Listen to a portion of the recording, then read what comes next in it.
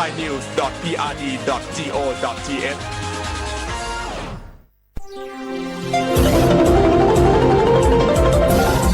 วิทยุแห่งประเทศไทยให้ความรู้คู่ความสุข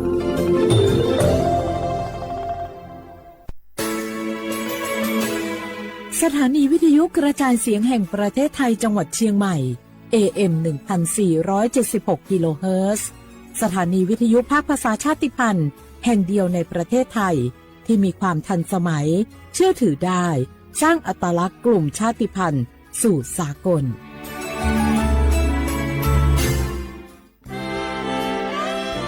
ตลอดประวัติศาสตร์ของชาติไทยพระมหากษัตริย์ไทยทรงเป็นพลังศรัทธาทรงทำนุบำรุงและอุปถัมภ์ศาสนาให้เป็นหลักยึดเหนี่ยวจิตใจของประชาชนเป็นแนวทางในการดำเนินชีวิตด้วยความดีงามศาสนาสอนให้คนไทยรู้จักคุณธรรมความดีและความสามัคคีช่วยประคองจิตใจในยามทุกข์เสริมพลังใจในยามเผชิญอุปสรรคเป็นรากฐานสำคัญของสังคม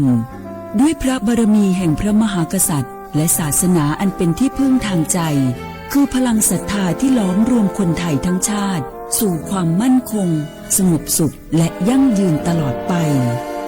ร่วมเสริมสร้างความรักในสถาบันหลักของชาติโดยสำนักงานประชาสัมพันธ์ที่ 3 กรมประชาสัมพันธ์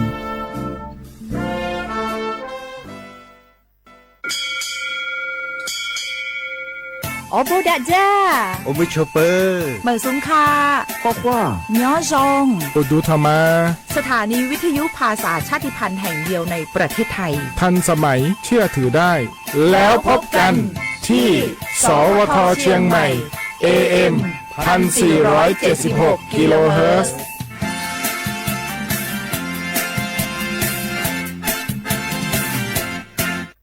มะเร็ง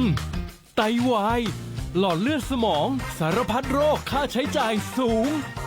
สิทธิบัตรทองรักษาได้ตามมาตรฐานทางการแพทย์หลักประกันสุขภาพแห่งชาติหลักประกันสุขภาพของคนไทยทุกคนสอบถามเพิ่มเติมสายด่วนสปสช1330ตลอด24ชั่วโมง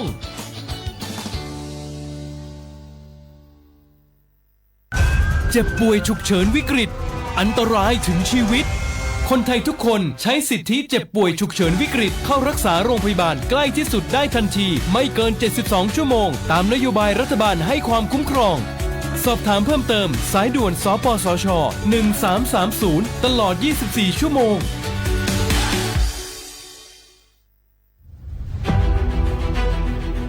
จังหวัดเชียงใหม่ขอความร่วมมือทุกภาคส่วนงดการเผาเพื่อลดปัญหาหมอกควันและมลพิษทางอากาศจากการเผาป่าและการเผาเศษวัสดุทางการเกษตรตามประกาศมาตรการสำคัญเพื่อควบคุมการเผาในพื้นที่ต่างๆโดยไม่อนุญาตให้มีการเผาใดๆทั้งสิ้นเพื่อเป็นการลดมลภาวะจากฝุ่นละอองขนาดเล็กหรือ PM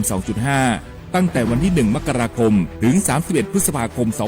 2569 หากจำเป็นสามารถลงทะเบียนขออนุมัติผ่านระบบไฟล์ดีและเบิร์นเช็คได้ฝ่าฝืนต้องระวังโทษจำคุกและปรับหรือทั้งจำทั้งปรับจังหวัดเชียงใหม่ส่งเสริมการใช้เทคโนโลยีในการจัดการขยะและเศษวัสดุทางการเกษตรเพื่อลดการเผาในอนาคตและสร้างสภาพแวดล้อมที่ดีขึ้นในระยะยาวหากพบเห็นการเผาในพื้นที่ห้ามเผาหรือพบผู้กระทำความผิดสามารถแจ้งข้อมูลได้ที่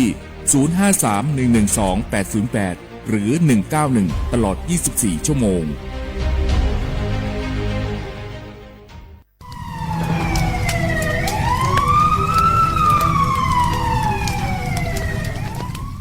ชาว่าพวกมา30,000เมียงก็มันยาตัวคือชุบยาเมียมาก็มันยาเซล้านหลายมันสิเปียหลงอ่ะกูจะเปอร์เซ็นต์ก็มันยาว่าเราชุกยาตุ้ดชมาอาทิตย์เนี่ยว่าจะว่าโลสักยาก็มันยาปีกว่าจะมือดัวตุ้ดชมาอาทิตย์เนี่ยก็สักจะตุ้ดชมางาอาทิตย์พวกตุ้ดชาไปที่มาควายเนี่ย PA 2.5 พิลามาอาทิตย์เนี่ยว่าเราชุกอีกโขนอยู่ในจ้าอาทิตย์เนี่ยว่าเราชุกเฮินนาพิลามามีความเสียจะไม่คือโรคหัวใจโดนว่ามันเลยโดนเนี่ยคือสมองเสียมาโรคปอดใกล้มางาอาทิตย์แรกงบปัญญามาสายาสถาบันวิจัยวิทยาศาสตร์งาที่นี่คือเทคโนโลยีแห่งประเทศไทยไงย่าวุ้ยชมาคือมาคือแต่คนแรกยี่จอละโคอัตุทัดสูมีฉากขนาดมาอีกจะมาเมื่อเขาลิปาลิมมาเป็นซาบิวงาอีกมันยี่จอสูงงปัญญาคือวชงาสำนักงานวิจัยแห่งชาติงา ก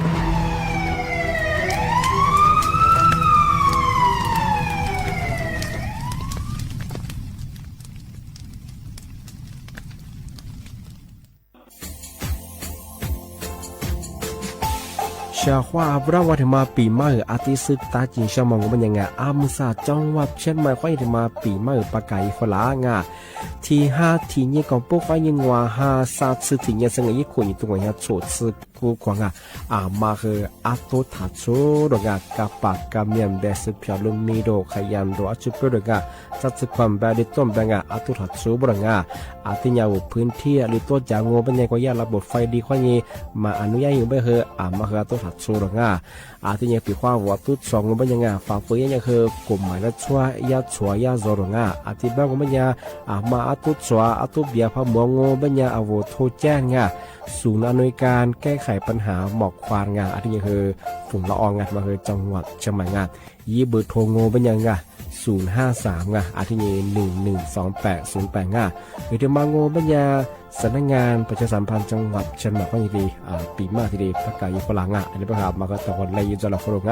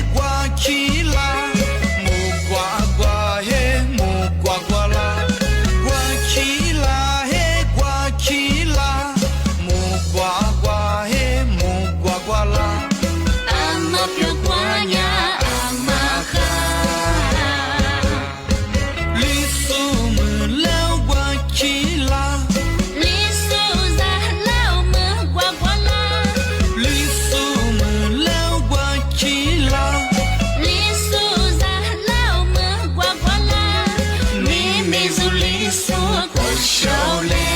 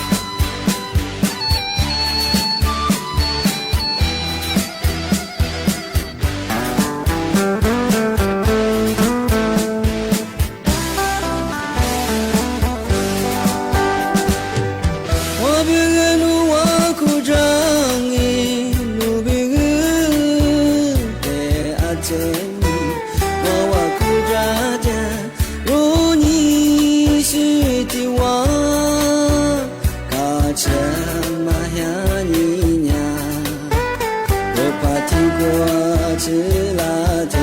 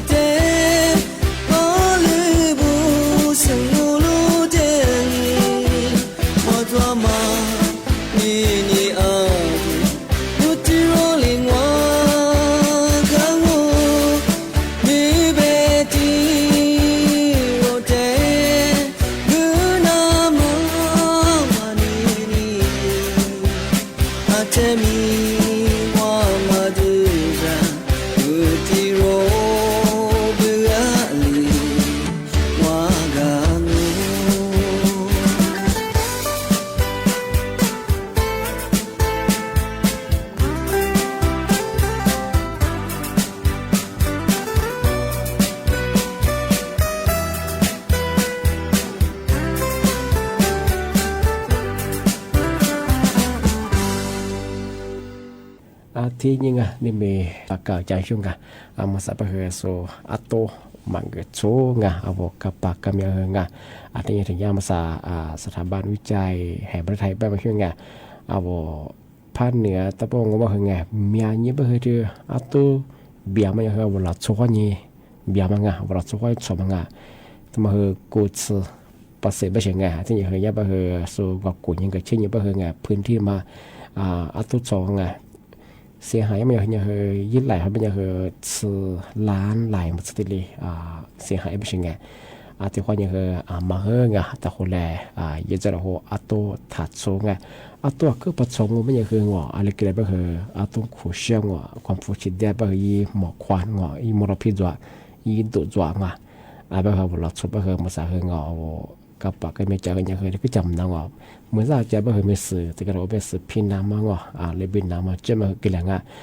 ที่ยังมาใส่ยังไปเช่นเร็วภาคเหนือเจภาคอีสานจะบ่หมอกควันนี่ค่าปีคือมีอะไรบ้างช่วงมาคืออิสมาดูยังบ้างมาโคเดมากว่าชินักการนำมาแต่ขอเกี่ยวขอท่องช่วงมาใส่บางพื้นที่บ่ยี่ค่าปีขึ้นยังหมอกควันมั้งยี่ดุตัวเช่นที่มาดูแลยังงมยังไงนักกันนะความก็บ่ปีควายค่าปีมาเมียใส่บ่จิกโคผู้ใดทุกคนทีดีก็ทีดีสัดส่วนบ่เจ้าของจะเชียงนานเป็นยังไงยับบ่มีความเสี่ยงบ่ไงมาเล่นกันแล้วมาตรงที่ยังสมองเสียมาที่ยังโรคหัวใจตรงที่ยังก็เดือดยังนาเมียสุดที่ตัวละบ่ตรงที่บ่ชอบมาก็เดือดมากว่าเชียงที่ยังมาเขาตะคนแรกตื่นจะร้องมาชงไงพี่ว่ามาอัตุสอมาแบะที่อัตุเบียอะไรก็มาบ่เวัตถุเจ้าจังไงเบอร์โทรเบอร์191มาที่ตัวเจ้าจังบ่มาเขาตะคนแรกที่ตื่นจะร้องมาชงที่ยังไงทำมาที่ช่างมันยังไงทำมาเยากรมควบคุมโรคไงคือนาที่พวกกว่าชิสุยิสุงานที่ยากกระทรวงสาธารณสุขที่ทำมาในฝรั่งทำมาลีดที่มาใส่บ่การเทียที่พบเป็นไงชาติที่เราโง่เป็นยังไงมาก็ดีมาคือกว่าชีวิตยังไงเมื่อซาคือสาวก็บ่น่าจะมาจัวไงก็มองว่ายังโรฮิสโตรบ้างไงทำมังอันนี้เป็นว่าที่มองว่ามากลีนมังมาลีป้องกันมางัวแต่จะมาปีมาสตาร์จิชยังไงมาลีดยิวที่มังโง่เป็นยังไงมายังอาจจะคือดูเป็นยังไงอาจจะนุ่มมาชีบางกว่าที่นี่คนนี้เนี่ยแก้ไงแต่ผมแก้กว่าจะความตัวช่วยไงวันนี้ความตัวช่วยไงแก้มาเหตุแก้คนนี้สิ่งแก้สิ่งที่นี่คนนี้ไงเนี่ยอะไรนี่ลิสต์เนี่ยวันตัวจะเป็นไงที่ถึงมองว่ามันจะกว่าว่ากับปากก็มีว่าจะมังเมื่อชาวัวก็อาจจะมาใส่ก็โถไปยังไงที่นี่กว่าอิสมาจานี่ จัดกิจกรรมยังมังไงลิชิยมาไทยบ้างวิสมัยจะสารบ้างจะหมดซาก็ชางอเป็นอย่างคือนาฮิสโตรมาคือกิเลบมาเปียชิจงที่ถึงมังอเป็นอย่างที่มาคือยังเจงบิจิมสกว่าคือชาติดังบ้างว่าบิจิมสคือบิจิคือบ้ามาหอกว่ากว่าจะตะกี้มาชาบกว่าตะกี้มาชับพวกมังกว่าแบบหัดแต่แหลมมังมีชาตินั้นมาจะเชื่อความกว่าไปตรงที่นี่คือโลกคุณได้งงไปว่าอันนั้นแบบอันนี้จำแบบจันนั้นแบบคือทำไม่ดีไปจริงโลกคนนั้นพอไม่ดีก็ไม่คือโลกคนได้แบบว่ายี่อากาศคืมาทัดเทียงมาคือมันสักก็สักแบบคือโลกก็สางแบบคืออันตรายยังไม่จริงแต่มาถึงมังที่ถึงมองก็ไม่ยังมาคือปีขว้าบุตรนาโรฮิสโตรมังพักคือเรื่องก็ไม่ยังคือยี่อากาศว่าแต่ถึงมาปีมาช่างยูถึงมาคือกูเดือดคือสองคือชาช่างก็คือชาแบบก็คืออะไรแบบจุยคือมันดูบ่ตรงที่มันก็คือวุ้มเมื่อกูดูก็คือใจเฮียที่นี่คือแต่ก็รู้ว่าคือชักกูดูที่กูดูคือช่างมันจูวุ้มเมื่อคือตาช่วยได้ยังไงแต่มาถึงมางานมาแต่จะหมดของงานที่ถึงมองไม่ยังที่ชาที่ถึงไม่ยังคือบ้านเดียวแอลกอฮอล์เสื้อเสื้อมีนแบบอันนี้คือน้ำวันที่เชื่อคือที่ทำตัวบ้างดูใช้บ้างคือเนี่ยคือสุกุเดียวคือมาค้ากันแรงที่ชาติบ้างคือเนี่ยขึ้นแต่ละยังไงไม่ยากกระทรวงสาธารณสุขที่มาแจ้งเตือนฝรั่งที่ไม่ยากมาลิบลิมาจวงจะเนี่ยชื่อที่ปีมั่งกว่าชีวิตจะชงที่ชมมงชมว่าที่ผู้สูงอายุเจ้กลุ่มเสี่ยงมาคือที่เนี่ยเรามาอยู่ว่าเพียงว่าพอมาจำว่าคือพักกินเลยบ้างขึ้นชิจงที่ทำมาถึงช่างโง่เป็นคือย่าสำนักงานตำรวจไซเบอร์ขึ้นมาแจ้งเตือนฝรั่งแต่มาคือเป็นชิมคือว่าช่วงนั้นคือที่ปีบ้านจังว่าระบบออนไลน์ข้อนี้ฟุตบอลกู้ยมาฟุตบอลเชื่อมไทยที่ยิ่งกว่าติดต่อข้อคือขึ้นอย่างไรที่ฟุตบอลว่ามังที่ติดต่อข้อยังไงอันนี้ก็คือฟุตบอลมังว่าก็เทียบเวลาฟุตบอลมาจำก็เทียบบุญจะมาคือตัวช่วงไงมาคือกูเราคือปีมาจังที่ถึงเราบอกว่าจะซื้อสายเยอะคือจะซื้อมาเป็นลาฟุตบอลโอ้แต่มาถึงมังมาใส่ให้ยังก็คือกลุ่มมิชาชีพขึ้นอย่างช่วงก็คืออาชีพมาเบิกเทียฟุตบอลมาเบิกเทียก็จุกกุญยังก็เช่มาใส่ก็คือยาจะซื้อจะมาก็คือญี่ปุ่นคืออย่างสุดจะซื้อแล้วนี่โฆษณาเนี่ยมาคืออย่างมาคือที่จำช่วงอันนี้เป็นอย่างช่วงมาสัญลักษณ์คือหมดกว่าแต่ว่าเงินนังสุดท้ายจอจะยาจังหวัดตาสุนหมดกว่าเดี๋ยวฝรั่งจากที่โตมาที่ตรงมัง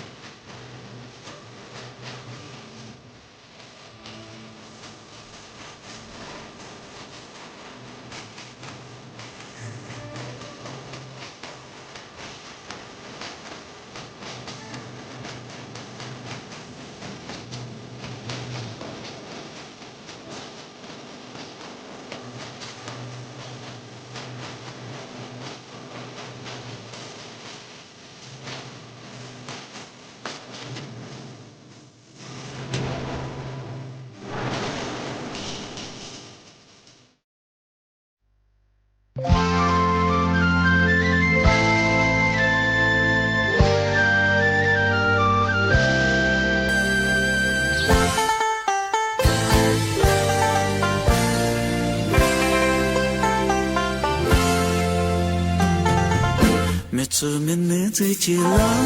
的，你们过的是这么烈烈，你一批西了这老的，阿列是这那么谁，天没来天没过罗尼，谁家那边你们的我的我年没下班的。是让你在去那个，你妈过是年嘛，我是嘛巴老，你出年让我带那个来，阿里的这个世界那位，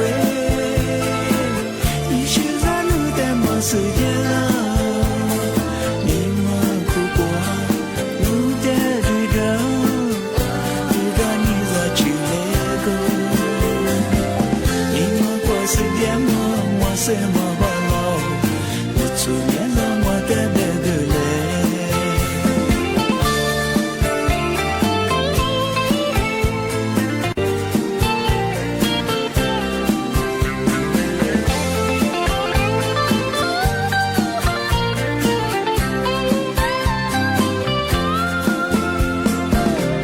没出面你自己老的。是这么烈烈，你一批西了这老的，阿列是这那么谁，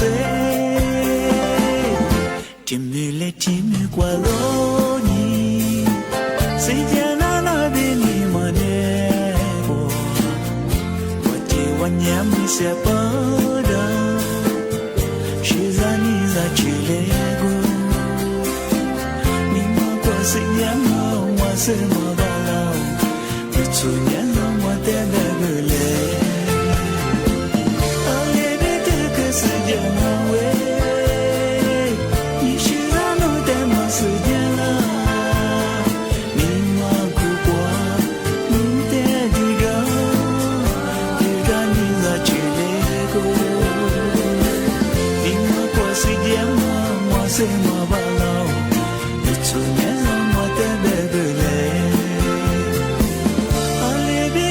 世界那位，你是让我带嘛世界啦？你嘛哭过，你带的着，就让你在去那个。你嘛过世界嘛，我是嘛巴老，你出年让我带那个来。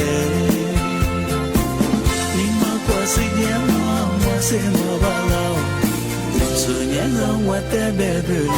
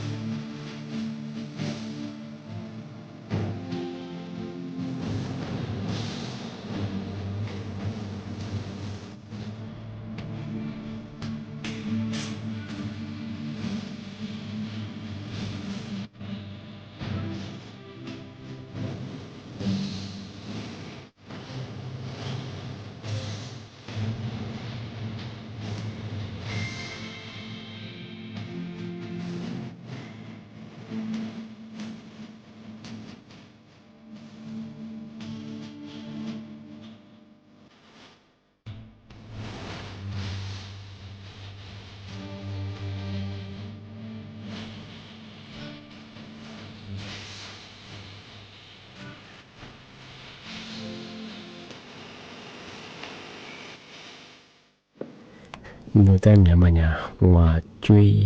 เหลียงโง่บุรุงอ่ะเบชมาเกอทำไมเนี่ยอย่าพี่สิบีมันกว่าง่ายชงอ่ะถึงก็รู้ป่ะเฮ้ยอย่าไปนู่นนี่มันกว่าบุรุงอ่ะจุดนั้นอยู่ไม่เกอทำไมเกออย่าพี่สิบีแล้วเบชชงอ่ะนูแต่พันเนื้อโง่มันจะว่าจุยหรือว่าบุรุงอ่ะเบชมันไม่เกอไงมาเกอไงเอาไปคว้าที่อย่าพี่มีได้ปากกว่าภาษาภาษาภาษาโง่มันจะยี่พันไม่แล้วก็มันจะต่อมาดัดสักเลยใช่ไงอาทิตย์ไปยี่เลยอาทิตย์เขาที่เลยขอว่าใช่ไงอาทิตย์จ้าว่าอาทิตย์เขาที่เลยขอเป็นอย่างเอาจุเลยไปใช่ไงที่ก็รู้ป่ะว่าจ้าสักเลยก้าสักเลยชื่อสักเลยป่ะวูกูมาจงเป็นอย่างว่าผู้ว่ามันจะป่ะจ้าสุดจะมาก็เขาวูจ้าจะสมมติว่าสู้คู่สู้เฮียแดงว่าจะคู่ไปยังไงที่ยังปีว่าว่าฮีคู่จัวคือว่าเอาฮีคู่ให้เบลล์ความมาถึงมาพูดดูงาชงไงอย่าพี่พูดดูงาเบลล์มังมันยังไงอย่าพี่พูดดูเอาที่ฮีลัดโซโซที่ลีเบียกูไปยังไงที่ยังเอาลิซูชิมีดูเบียกะบุรุงะมันกว่าถึงจะที่เบลล์ยังไงที่บ้านผมไม่อยากชอบงานอันมาจากอันมาดูอันมากาอันมาเหนื่อยยี่พันเบลไม่ยังไงที่ยังกลมหมายแล้วชอบมันยังทัดจ่า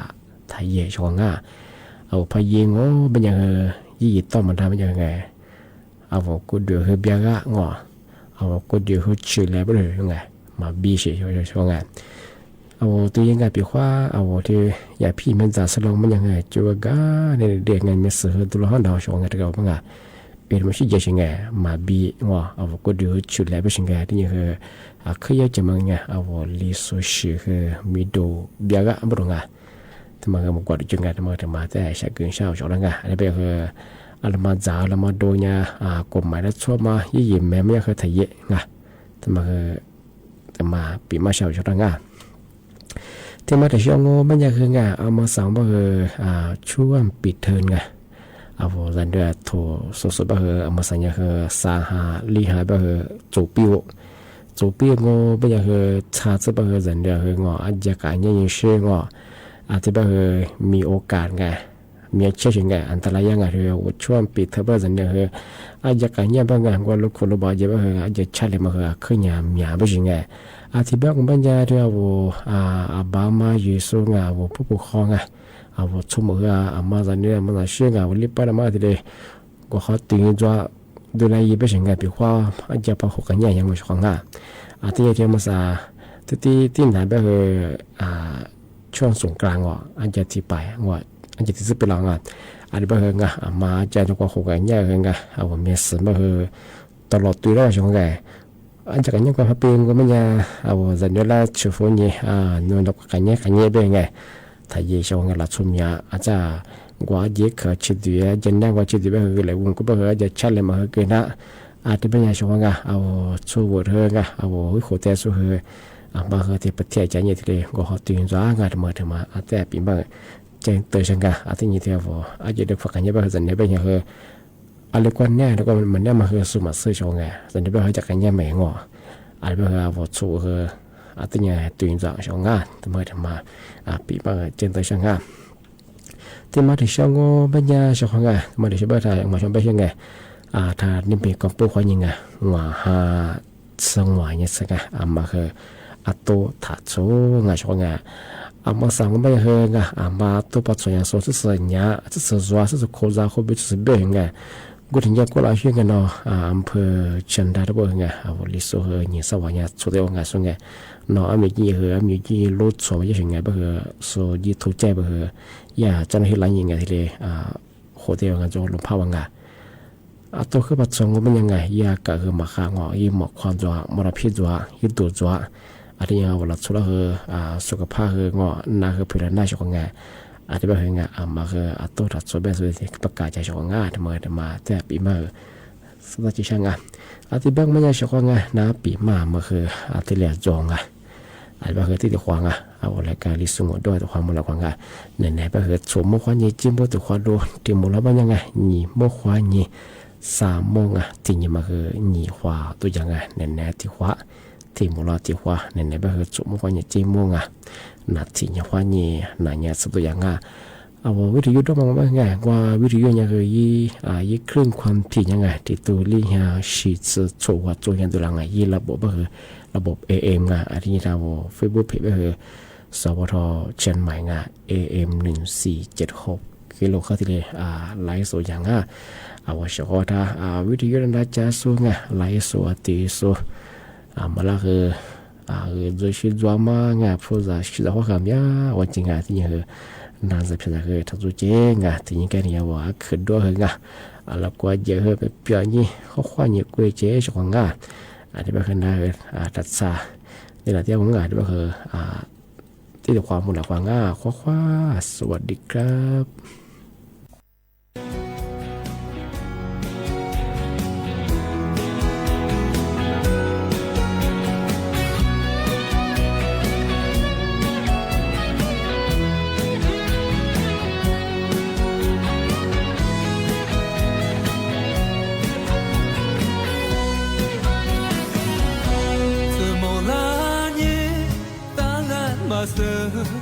斯尼娜，安尼里马达，莫拉库拉尼，当阿马斯，阿里马尤，去吉罗加马，提巴扎布，莫拉库马修，阿里马尤，三九去加马，提巴扎布，米内特斯。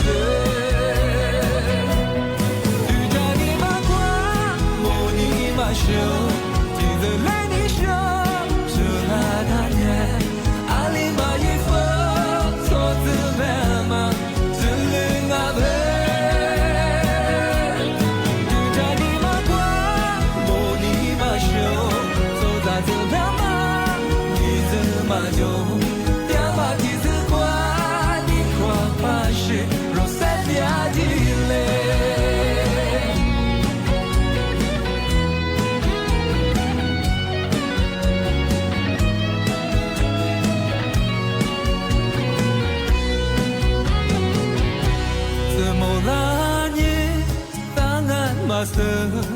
斯尼娜，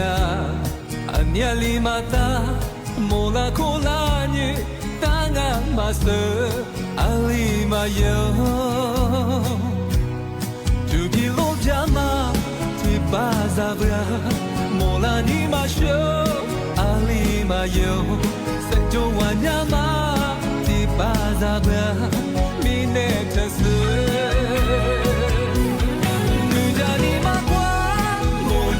秀，记得来你秀，这拉大年，阿里马一佛，错字白马，只领阿贝，就叫你马关，莫你马秀，走在这白马，你这马就，两马蹄子关，你跨爬是若塞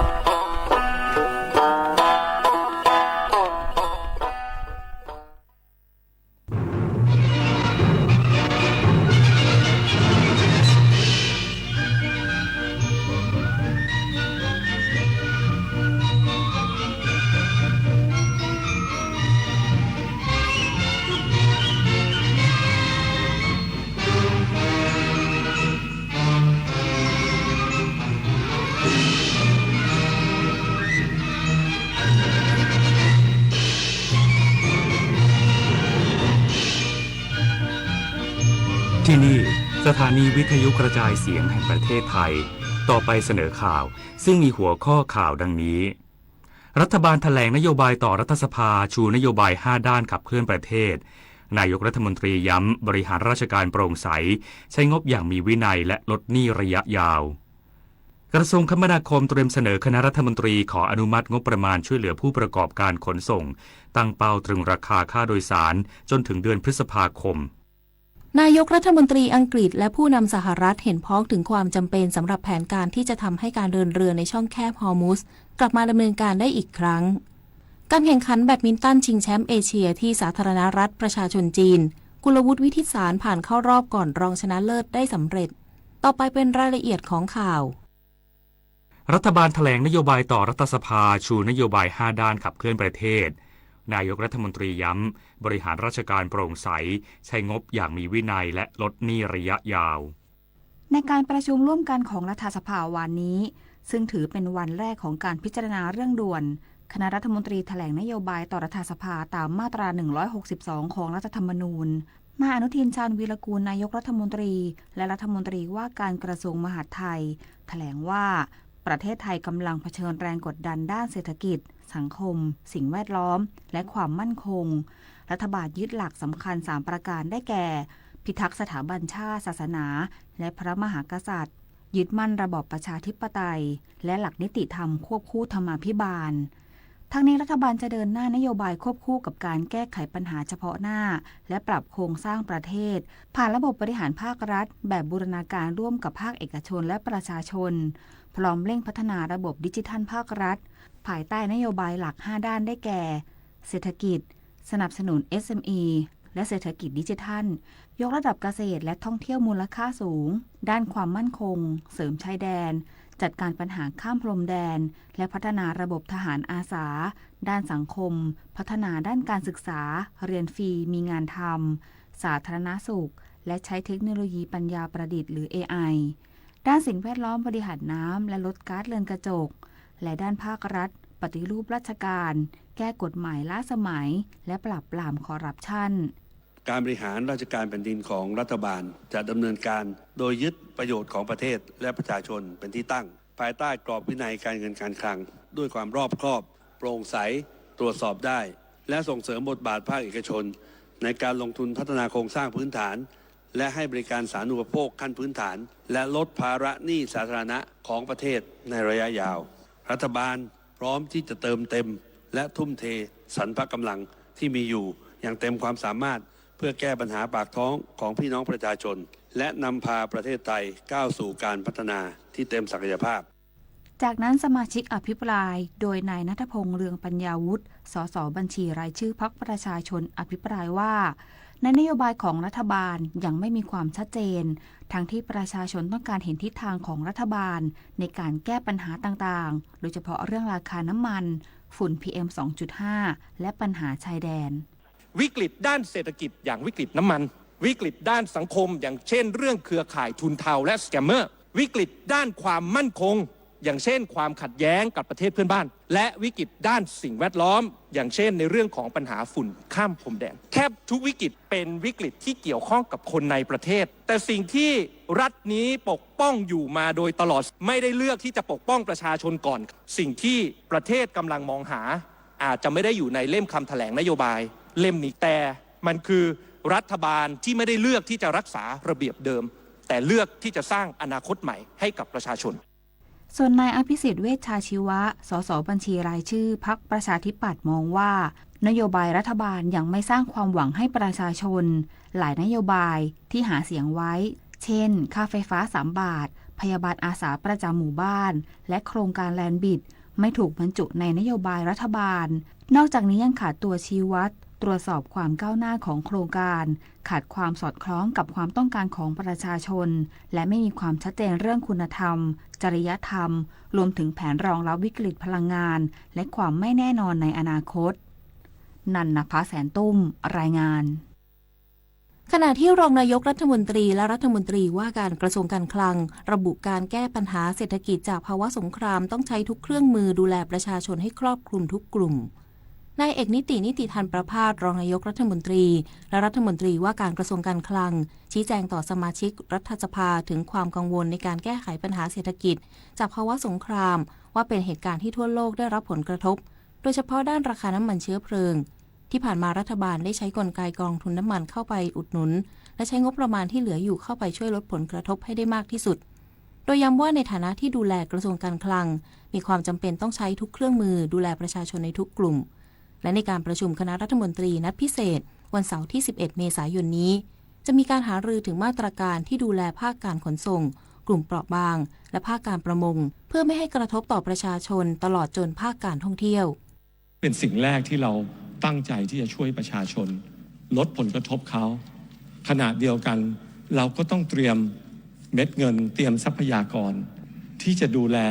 ประชาชนในกลุ่มอื่นๆวันนี้วิกฤตนี้เป็นวิกฤตทั้งโลกถ้าเราไม่เตรียมความพร้อมใช้เม็ดเงินทุกอย่างทุกบาททุกสตังค์ไปช่วยกลุ่มใดกลุ่มหนึ่งโดยเฉพาะสิ่งที่เกิดขึ้นอาจจะเจอวิกฤตซ้อนวิกฤตและสิ่งที่น่ากลัวที่สุด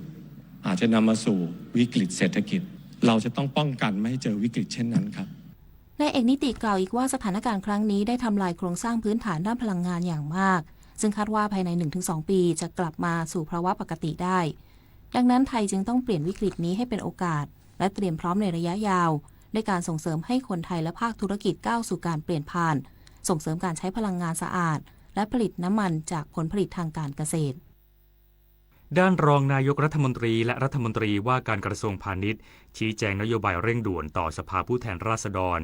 ยืนยันรัฐบาลเร่งลดค่าครองชีพผ่านโครงการไทยช่วยไทยพร้อมมาตรการคุมเข้มราคาสินค้าและปุ๋ยนางสุปจีสุธรรมพันธ์รองนายกรัฐมนตรีและรัฐมนตรีว่าการกระทรวงพาณิชย์ได้แถลงแนวทางการปฏิบัติงานเพื่อตอบข้อกังวลของสมาชิกสภาผู้แทนราษฎรโดยระบุว่ารัฐบาลตระหนักถึงวิกฤตที่มีความซับซ้อนทั้งในมิติภูมิรัฐศาสตร์ภาวะเศรษฐกิจตึงตัวและการเปลี่ยนผ่านทางเทคโนโลยีจึงมุ่งเน้นนโยบายเร่งด่วน3ประเด็นหลักคือการดูแลค่าครองชีพการควบคุมราคาสินค้าอุปโภคบริโภคและการจัดการสินค้าเกษตรโดยชูโครงการไทยช่วยไทยธงฟ้าโมบายลดราคาสินค้าช่วยประชาชนส่วนประเด็นปุ๋ยยูเรียที่มีความกังวลว่าจะขาดแคลนนางสุปจีชี้แจงว่าขณะนี้ยังมีสต็อกใช้ได้ถึงกลางเดือนพฤษภาคมและรัฐบาลกำลังเจรจานำเข้าจากมาเลเซียและบรูไนรวมถึงเร่งรัดเรือขนส่งปุ๋ย5ลำที่ติดค้างในช่องแคบฮอร์มุซพร้อมดำเนินมาตรการแม่ปุ๋ยคนละครึ่งและช่วยค่าปุ๋ยกระสอบละ300 บาทผ่านธกส.เพื่อลดต้นทุนเกษตรกรฉันคิดว่าเรื่องนี้เราพยายามหาทางเลือกทางออกให้พี่น้องประชาชนสามารถที่จะเข้าถึงสินค้าอุปโภคบริโภคจำเป็นได้ทันท่วงทีเราได้มีโครงการไทยช่วยไทยซึ่งได้ประกาศไปแล้วตั้งแต่วันที่1 เมษายนขออนุญาตกราบเรียนท่านประธานสภาและสมาชิกผู้ทรงเกียรติทุกท่านนะคะการที่เราสามารถที่จะทำเรื่องนี้ได้เราไม่ได้ทำได้ด้วยคนเดียวค่ะเราร่วมมือกันกับผู้ประกอบการทั้งรายเล็กรายน้อยและถึงทั่วประเทศทั้ง76จังหวัดไม่นับรวมกรุงเทพนะคะกรุงเทพเราก็ทำด้วยเช่นกันเพราะฉะนั้นก็77จังหวัดครอบคลุมทั้งประเทศสำหรับการประชุมร่วมกันของรัฐสภาเพื่อให้คณะรัฐมนตรีแถลงนโยบายต่อรัฐสภาตามมาตรา 162 ของรัฐธรรมนูญแห่งราชอาณาจักรไทยจะประชุมต่อในวันนี้ท่านผู้ฟังสามารถรับฟังการถ่ายทอดเสียงการประชุมดังกล่าวได้ทางสถานีวิทยุกระจายเสียงแห่งประเทศไทยความถี่819กิโลเฮิรตซ์ในระบบ AM ตั้งแต่เวลา 8:30 นาทีเป็นต้นไป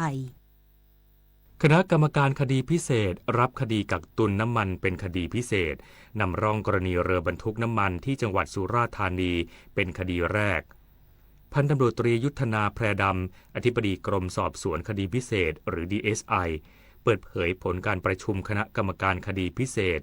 หรือกคพ.เมื่อวันนี้ว่า